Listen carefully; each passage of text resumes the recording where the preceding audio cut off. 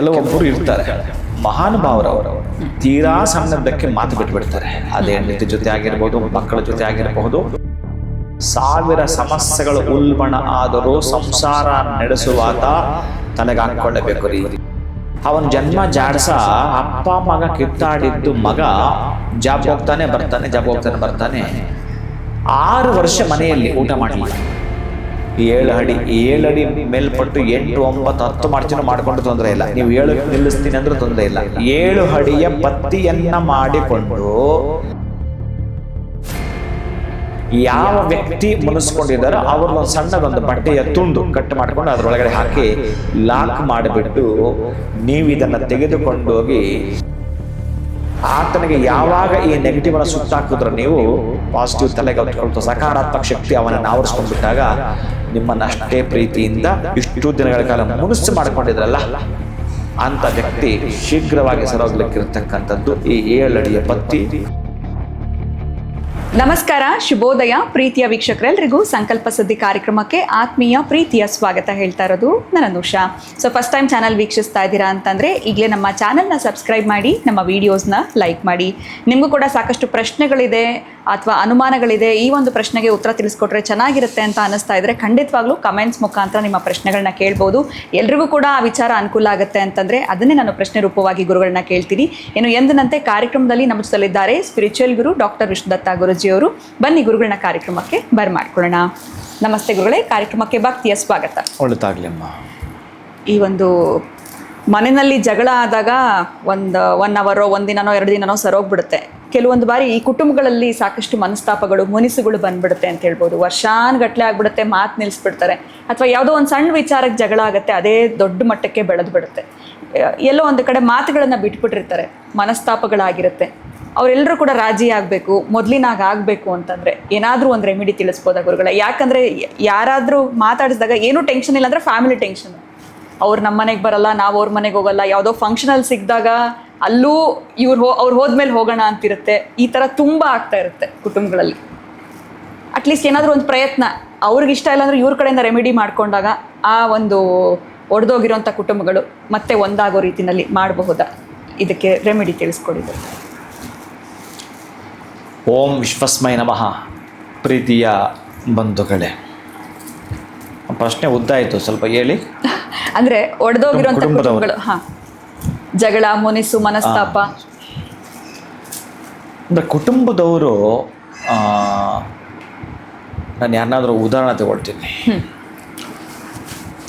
ಕೆಲವೊಬ್ಬರು ಇರ್ತಾರೆ ಮಹಾನುಭಾವರವರು ತೀರಾ ಸಣ್ಣದಕ್ಕೆ ಮಾತು ಬಿಟ್ಬಿಡ್ತಾರೆ. ಅದೇ ಹೆಂಡತಿ ಜೊತೆ ಆಗಿರ್ಬೋದು, ಮಕ್ಕಳ ಜೊತೆ ಆಗಿರಬಹುದು. ಅವ್ರು ಏನನ್ಬೇಕೋ ಗೊತ್ತಿಲ್ಲ, ಅವ್ರಿಗೆ ಅದು ಯಾಕಾದ್ರೂ ಕುಟುಂಬ ಮಾಡಿಕೊಂಡ್ರೆ ಇರ್ತವೆ 1000 ಬರಲಿ, 1000 ಸಮಸ್ಯೆಗಳು ಉಲ್ಬಣ ಆದರೂ ಸಂಸಾರ ನಡೆಸುವಾತ ತಲೆಗಾಕೊಳ್ಳಬೇಕು ರೀ. ನೀವು ಎಲ್ಲ ಥರದ ಮಿಕ್ಸ್ ಮಾಡ್ಕೊಳ್ಳಿ, ಬಟ್ ಒಂದೊಂದು ಸಲ ಕೋಪ, ನಿಮ್ಮ ವರ್ತನೆ ಎಲ್ಲ ತೋರಿಸಿ, ಬಟ್ ಮತ್ತು ನೀವು ತಾಳ್ಮೆಗೆ ಬರಲೇಬೇಕು. ಈ ಕೆಲವರು ಇದ್ದೋಗ್ಬಿಡ್ತಾರೆ, ಅದು ಏನೋ ಅವ್ರಿಗೊಂದು ರೋಗ, ಅದು ದೊಡ್ಡ ರೋಗ, ಅದು ಹಾಗಿದ್ದು ಬಿಡ್ತಾರೆ. ನಾನು ನೋಡಿದ್ದೇನೆ, ಊಟನೂ ಮಾಡಲ್ಲ, ಮನೇಲಿ ಇರ್ತಾರೆ, ಹೋಟ್ಲಲ್ಲಿ ಊಟ ಮಾಡ್ಕೊಳ್ಳೋದು, ಎಲ್ಲ ಊಟ ಮಾಡ್ಕೊಂಡು ಮತ್ತೆ ಮನೇಲಿ ಏನೂ ತಿನ್ನಲ್ಲ. ನನಗೆ ಜ್ಞಾಪಕ ಬಂತು, ನಮ್ಮಲ್ಲೇ ಒಬ್ಬರು, ಬಹುಶಃ ನಾನು ಹೇಳ್ತಾ ಇರೋದೊಂದು 20 ವರ್ಷಗಳು, 98 ಒಂದು ರಂಗನಾಥ ಸ್ವಾಮಿ ಪ್ರತಿಷ್ಠಾಪನೆ ಮಾಡಿದೆ ನಾನು. ರಂಗನಾಥ ಸ್ವಾಮಿ ಸರ್ಜಾಪುರದಲ್ಲಿ, ಎಷ್ಟು ಹೇಳೋದು ಬೇಡ. ಅಪ್ಪ ಮಗ ಕಿತ್ತಾಡಿರೋದು, ಒಬ್ಬನೇ ಮಗ, ಅಪ್ಪ ಅಮ್ಮ ಮಗ. ಅವನ ಜನ್ಮ ಜಾಡ್ಸ ಅಪ್ಪ ಮಗ ಕಿತ್ತಾಡಿದ್ದು ಮಗ ಜಾಬ್ ಹೋಗ್ತಾನೆ ಬರ್ತಾನೆ 6 ವರ್ಷ ಮನೆಯಲ್ಲಿ ಊಟ ಮಾಡಲಿಲ್ಲ. 6 ವರ್ಷಗಳ ಕಾಲ ಸ್ನಾನ ಮಾಡ್ತಾನೆ, ಎಲ್ಲ ಮಾಡ್ತಾನೆ. ಅವ್ರ ತಾಯಿ ಬಟ್ಟೆ ಐರನ್ ತಗೊಂಡು ಮಾಡಿರ್ತಾರೆ, ಐರನ್ ಇಲ್ಲ ಅಂದರೆ ಅಂತ ರೇಗ್ತಾನೆ ಮಾಡ್ತಾನೆ. ಸ್ವಲ್ಪ ತಟ್ಟೆಗೆ ನಾನು ಅನ್ನ ಹಾಕ್ಕೊಡೋದು ಸಾಕು, ತೆಗೆದು ಬಿಸಾಕ್ತಾನೆ. ಹಾಗಂತೇಳಿ ಅಪ್ಪ ಅಮ್ಮ ಅಂತ ಕಟುಕರೇನಲ್ಲ, ನಾನು ನೋಡಿದ್ದದ್ದು ನಿಮ್ಗೆ ಹೇಳ್ತಾ ಇದ್ದೀನಿ. ಅಂದರೆ ಈ ಥರ ಜನ ಪ್ರಪಂಚದಲ್ಲಿ ಇದ್ದಾರೆ ಅಂತ 6 ವರ್ಷಗಳ ಕಾಲ ನಾನು ಗಮನಿಸಿದ್ದೀನಿ. ಯಾಕೆ ಗಮನಿಸಿದ್ದೀನಿ ಅಂತಂದರೆ, ಆ ಪ್ರತಿಷ್ಠಾಪನೆ ಆದಾಗ ಅಲ್ಲಿನ ಪೂಜಾ ಪದ್ಧತಿ ನಾನು ಅವ್ರಿಗೆ ಕಲಿಸ್ಬೇಕಾಗಿತ್ತು. ಆ ಸಂದರ್ಭದಲ್ಲಿ ಕರೆಕ್ಟಾಗಿ ಅವರಿಗೆ ಇಷ್ಟು ಹೀಗೆ ಬೆಳಗ್ಗೆ ಹೀಗೆ ಆರಾಧನೆ ಮಾಡುವ ವಿಧಾನ, ಮತ್ತು ಆ ಅಭಿಷೇಕ ಅಂದರೆ ಈ ಪ್ರತಿಷ್ಠಾಪನೆ ಅಂತ ಆದಮೇಲೆ 48 ದಿನಗಳ ಮಂಡಲಗಳ ಕಾಲ ಅಭಿಷೇಕವನ್ನು ಮಾಡಬೇಕಾದ್ರೆ ಆ ಸಂದರ್ಭದಲ್ಲಿ ಅಲ್ಲಿದ್ದು ನಾನು ಬೆಳಗ್ಗೆ ಮತ್ತು ಸಂಜೆ ಮತ್ತು ಬೆಳಗ್ಗೆ ಹೇಗೆ ಪೂಜೆ ಮಾಡಬೇಕು ಆರಾಧನಾ ಪೂರ್ಣ ವಿಧಿವಿಧಾನವನ್ನು ಅಭಿಷೇಕ ಮಾಡುವ ಮುನ್ನ ಯಾವುದೇ ದೇವರಿಗೆ ಪುಣ್ಯಾಹವನ್ನು ಮಾಡ್ಕೋಬೇಕು. ಆ ಪುಣ್ಯಾಹವನ್ನು ಮಾಡುವ ವಿಶ್ವಕ್ಷೇನರನ್ನು ಆವಾಹನೆ ಮಾಡ್ಕೋಬೇಕು. ಆ ವಿಶ್ವಕ್ಷೇನರನ್ನು ಆವಾಹನೆ ಮಾಡುವ ಮುನ್ನ ಅದಕ್ಕೆ ಪೂರ್ವ ತಯಾರಿ ಮಾಡ್ಕೋಬೇಕು. ಈಗೆಲ್ಲ ಪೂರ್ತಿ ಶಾಸ್ತ್ರೋಕ್ತವಾಗಿ ಮಾಡಬೇಕಾದ್ರೆ ಅಲ್ಲಿ ನಾನು ಉಳ್ಕೋಬೇಕಾಯಿತು. ಅಲ್ಲಿ ನೋಡಿದ್ದೆ. ಆ ನಂತರ ಅವರ ಕುಟುಂಬ ನನಗೆ ಪೂರ್ಣವಾಗಿ ದೀರ್ಘವಾಗಿ ನನ್ನ ಒಡನಾಟಕ್ಕೆ ಬಂದರು. ನಾನು ಕೂಡ ಬಲವಂತ ಮಾಡಿದೆ ಆ ದಡ್ಡ ಮುಂಡೆ ಇದನ್ನು. ಅವನೇನು ತೆಗೆದುಕೊಳ್ಳಿಲ್ಲ. 6 ವರ್ಷಗಳ ಕಾಲ ಮನೇಲಿ ಊಟ ಮಾಡಲಿಲ್ಲ. ಆಮೇಲೆ ಬೇರೆ ಅವನ ಕರ್ಮ ಹೆಂಗಿತ್ತು, ಬೇರೆ ಕಡೆ ಮದುವೆ ಆದ. ಅವ್ರು ಹೇಳಿದ್ದಲ್ಲ, ಬೇರೆ ಯಾವುದೋ ಕ್ಯಾಸ್ಟನ ಮದುವೆ ಆದ, ಅವನ ಕರ್ಮ ಅದಾಯಿತು. ಇದು ನಾನು ಇಷ್ಟಕ್ಕೆ ನಿಲ್ಲಿಸ್ತೇನೆ. ಈ ತರಹದಿತ್ತು ಅಂದರೆ ಇದಕ್ಕೆ ರೆಮಿಡಿ ಏನು ಗೊತ್ತಾ ಪ್ರೀತಿಯ ಬಂಧುಗಳೇ? ಈ ತರಹದ್ದು ಮನೆಯಲ್ಲಿ ಮಾತಾಡದೆ ಅಪ್ಪ ಆಗಿರ್ಬೋದು, ಅಮ್ಮ ಆಗಿರ್ಬೋದು, ಕುಟುಂಬದ ಯಾವುದೇ ಸದಸ್ಯರಾಗಿರಬಹುದು, ಮುನಿಸು ತರವೇ ಅಂತ ಒಂದು ಹಾಡಿದೆಯಲ್ಲ, ಅದನ್ನು ಕೇಳಿಸ್ಕೊಳ್ಳಿ. ಈ ಮುನಿಸು ತರವೇ ಅಂತ ಅವನು ಯಾರೋ ತುಂಬ ಚೆನ್ನಾಗಿ ಆಡ್ತಾನೆ, ಭಾಳ ಅದ್ಭುತವಾಗಿ ಆಡ್ತಾರೆ ಹಾಡನ್ನು. ಆ ರೀತಿ ಮುನಿಸಿಕೊಂಡಿದ್ದರೆ ಮನೆ ಯಾವುದೇ ಸದಸ್ಯ ಒಂದಷ್ಟು ಹತ್ತಿ ತೆಗೆದುಕೊಂಡು ಈಗ ನಿಮ್ಮ ಮನೇಲಿದೆಯಲ್ಲ ಅದು ಯಾವುದೂ ಬರೋದಲ್ಲ. ಅದನ್ನು ನೀವು ಬಹುಶಃ ದೀಪಕ್ಕೋ ಬತ್ತಿಗೋ ಬಳಸ್ತೀರಿ. ಈಗ ನೀವು ಒಂದಷ್ಟು ಹತ್ತಿ ತಯಾರು ಮಾಡಿಕೊಂಡು ಉದ್ದುದ ಬತ್ತಿ ಮಾಡಬೇಕು. ಎಷ್ಟು ಉದ್ದ ಮಾಡಬೇಕು ಗೊತ್ತಾ? ನಿಮ್ಮ ಮನೆಯ 7 ಬೀಳುಗಳ ಕಾರಣ ಸಂಖ್ಯೆ 7. ಅದಕ್ಕಾಗಿ ಉದ್ಧಾರ ಆಗಬೇಕಾದ್ರೂ ಎಳೆ, ಅಧಪತನ ಆಗಬೇಕಾದ್ರೂ ಎಳೆ. ಅದಕ್ಕಾಗಿ ಈ ಬತ್ತಿಯನ್ನು 7 ಅಡಿ ಮಾಡಬೇಕು. 7 ಅಡಿ ಅಂತಂದರೆ ಲೆಕ್ಕ ಹಾಕ್ಕೊಳ್ಳಿ. ಹೀಗೆ ಒಂದು ಅಡಿ ಲೆಕ್ಕದಲ್ಲಿ ಲೆಕ್ಕ ಹೀಗೆ ಒಂದು ಫೀಟ್, ಹೀಗೆ ಒಂದು ಫೀಟನ್ನು ನೀವು ಮಾಡಿಕೊಂಡು ವ್ಯವಸ್ಥೆ ಮಾಡಿಕೊಂಡು ಲೆಕ್ಕ ಹಾಕ್ಕೊಂಡು 7 ಅಡಿ ಮೇಲ್ಪಟ್ಟು 8, 9, 10 ಮಾಡ್ತೀನೋ ಮಾಡಿಕೊಂಡು ತೊಂದರೆ ಇಲ್ಲ. ನೀವು 7ಕ್ಕೆ ನಿಲ್ಲಿಸ್ತೀನಿ ಅಂದರೆ ತೊಂದರೆ ಇಲ್ಲ.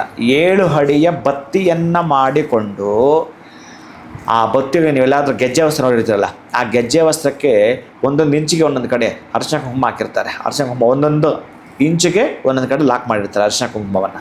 ಹಾಗೆ ಈ 7 ಅಡಿ ಮಾಡಿರ್ತಕ್ಕಂತಹ ಬತ್ತಿಗೆ ಉದ್ದ ಮಾಡಬೇಕು. ನೀವು ಪೂರ್ತಿ ಉದ್ದಕ್ಕೆ ನಿಲ್ಲಿಸ್ಬೇಕು. ಅದನ್ನು ರೌಂಡ್ ಏನು ಮಾಡಬೇಡಿ. ಯಾವತ್ತಾದ್ರೂ ಒಂದೇ ಒಂದು ದಿನ ಇದನ್ನು ಮಾಡ್ತೀನಿ ಅಂತಂದರೆ ಕೋಣೆಯಲ್ಲೋ ಅಥವಾ ನಿಮ್ಮ ಮನೆಯ ಟೆರೇಸ್ ಮೇಲೋ ಅಥವಾ ನಿಮ್ಮ ಮನೆಯ ಹಾಲ್ನಲ್ಲೋ ಇದನ್ನು ಮಾಡಬಹುದು. ಉದ್ದಕ್ಕೆ ಮಾಡಬೇಕು.